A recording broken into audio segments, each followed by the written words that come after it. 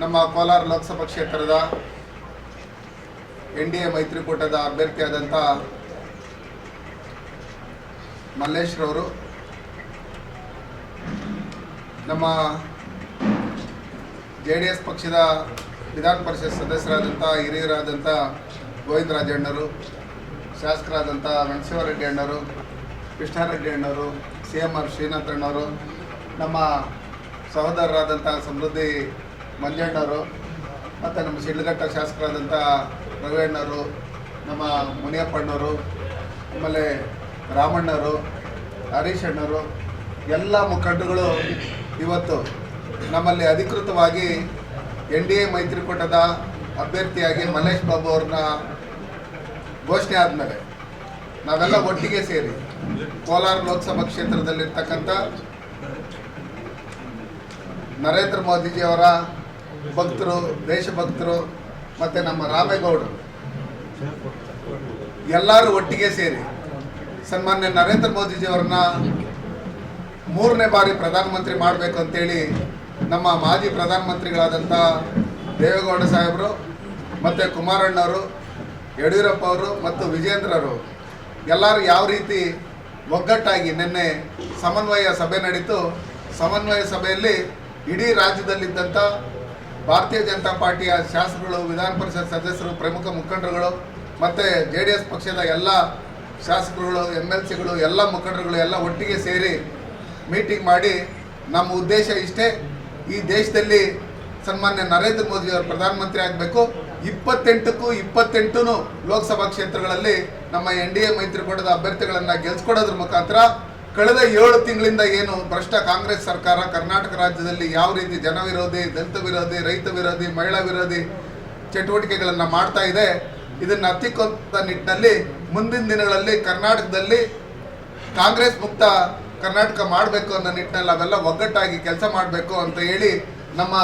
ಹಿರಿಯರು, ವಿರೋಧ ಪಕ್ಷದ ನಾಯಕರಾದಂಥ ನಮ್ಮ ಅಶೋಕಣ್ಣವ್ರು ಇರ್ಬೋದು, ಬೊಮ್ಮಾಯಿರವ್ರು ಇರ್ಬೋದು, ಸದಾನಂದ ಗೌಡ ಇರ್ಬೋದು, ಎಲ್ಲರೂ ಒಟ್ಟಿಗೆ 91 ವರ್ಷ ವಯಸ್ಸಿದ್ರೆ ಕೂಡ ನಮ್ಮೆಲ್ಲರಿಗೂ ನಾಚಿಸಂಥ ರೀತಿಯಲ್ಲಿ ನೀವು ಯಾವುದೇ ಕಾನ್ಸ್ಟಿಟ್ಯೂನ್ಸಿ ಕರೆದ್ರೂ, ಎಲ್ಲಿಗೆ ಕರೆದ್ರೂ ನಾವು ಬಂದು ನಿಮ್ಮ ಜೊತೆಯಲ್ಲಿ ನಾನು ಕ್ಯಾನ್ವಾಸ್ ಮಾಡೋಕೆ ರೆಡಿ ಇದ್ದೀನಿ. JDS ಎಲ್ಲಿದೆ, BJP ಎಲ್ಲಿದೆ,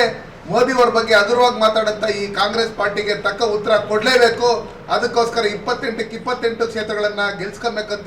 ಹೇಳಿರ್ತಕ್ಕಂಥ ನಮ್ಮ ಮಾಜಿ ಪ್ರಧಾನಮಂತ್ರಿಗಳಾದಂಥ ದೇವೇಗೌಡ ಸಾಹೇಬರಿಗೆ ಮತ್ತು ಎಲ್ಲ ವರಿಷ್ಠರಿಗೂ ನಾನು ನಿನ್ನೆ ಹೇಳಿದೆ. ನಮ್ಮ ಕೋಲಾರ ಲೋಕಸಭಾ ಕ್ಷೇತ್ರದಲ್ಲಿರ್ತಕ್ಕಂಥ ಮಾಜಿ ಶಾಸಕರುಗಳಾದಂಥ ಮಂಜುನಾಥ್ ಗೌಡ ಇರ್ಬೋದು, ವರ್ತೂರ್ ಪ್ರಕಾಶ್ ಇರ್ಬೋದು, ನಮ್ಮ ಸಂಪಂಗಿರವ್ರು ಇರ್ಬೋದು, ವೆಂಕಟಮುನಿಯಪ್ಪರು ಇರ್ಬೋದು, ನಾರಾಯಣಸ್ವಾಮಿ ಅವರು ಇರ್ಬೋದು, ನಮ್ಮ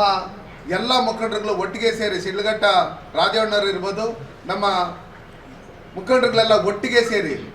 ಜಿಲ್ಲಾ ಪದಾಧಿಕಾರಿಗಳು, ತಾಲೂಕು ಪದಾಧಿಕಾರಿಗಳು, ಹಿರಿಯ ಮುಖಂಡರು ಎಲ್ಲ ಒಟ್ಟಿಗೆ ಸೇರ್ಕೊಂಡು ಒಗ್ಗಟ್ಟಾಗಿ ಕೆಲಸ ಮಾಡಿ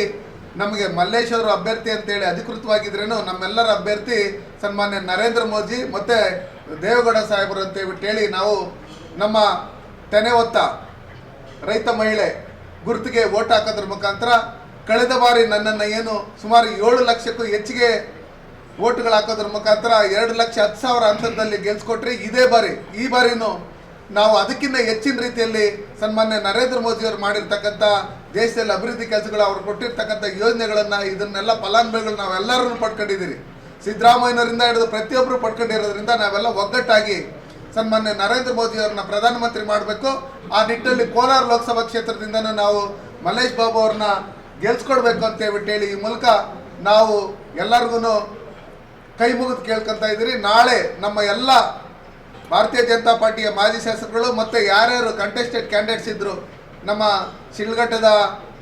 ಸೀಕಲ್ ರಾಮಚಂದ್ರ ಗೌಡರು ಇರ್ಬೋದು, ನಮ್ಮ ಚಿಂತಾಮಣಿಯ ವೇಣುಗೋಪಾಲ್ ಅವರು ಇರ್ಬೋದು,